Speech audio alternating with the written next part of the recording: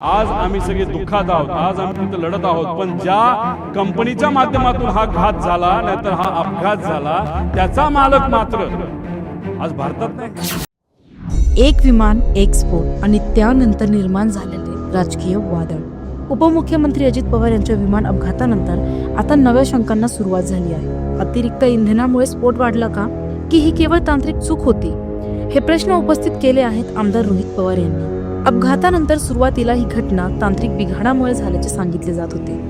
मात्र रोहित पवार यांनी पत्रकार परिषदेत गंभीर आरोप करत संपूर्ण तपास प्रक्रियेवर प्रश्नचिन्ह उपस्थित केले. 10 म्हणजे काय? Visibility is okay. मग आता एरोला पकडायला काय कारण आहे? एरोली खोटी माहिती काय दिली? साधा प्रश्न आहे. 8:30 वाजता जर व्हिजिबिलिटी 3 किलोमीटर असेल तर सकाळच्या वेळेस 7 वाजता व्हिजिबिलिटी कमी असेल का जास्त असेल? ठुक्क जास्तच असेल ना. मग हा महाशय 7:10 म्हणतो ऑल ओके सर, म्हणजे visibility is okay, okay to take of.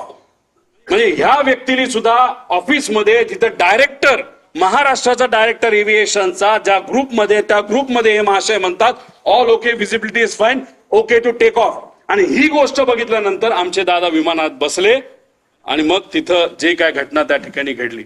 मग एरोला पण जबाबदार धरायला काय कारण आहे? धरायलाच पाहिजे.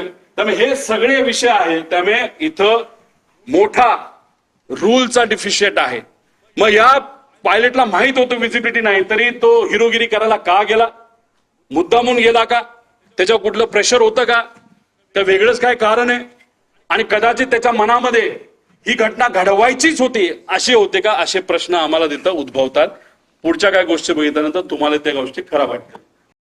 त्यांच्या मते विमानात नेहमीपेक्षा अधिक प्रमाणात इंधन भरले गेले होते.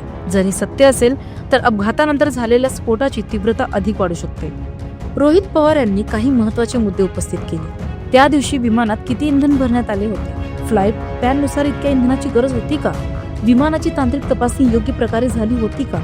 ब्लॅक बॉक्स मधील माहिती सार्वजनिक का केली जात नाही? त्यांनी स्पष्टपणे सांगितले की ही चौकशी केवळ औपचारिक न राहता तांत्रिक आणि स्वतंत्र यंत्रणेकडून पारदर्शकपणे व्हावी. दरम्यान अधिकृत यंत्रणांकडून तपास सुरू असल्याचे सांगितले जात आहे. मात्र रोहित पवार यांच्या विधानामुळे या प्रकरणाला राजकीय रंग चढला आहे. काहींच्या मते हे गंभीर तांत्रिक मुद्दे आहेत ज्यांची चौकशी व्हायलाच हवी, तर काहींच्या मते हे केवळ राजकीय आरोप आहेत. पण एक गोष्ट स्पष्ट आहे, विमान अपघातासारख्या संवेदनशील घटनेत प्रत्येक तपशील महत्त्वाचा असतो. त्या इंधन हा खरा मुद्दा आहे का, की तपासातून वेगळेच कारण समोर येईल? आता सर्वांचे लक्ष अधिकृत चौकशी अहवालाकडे लागले आहे.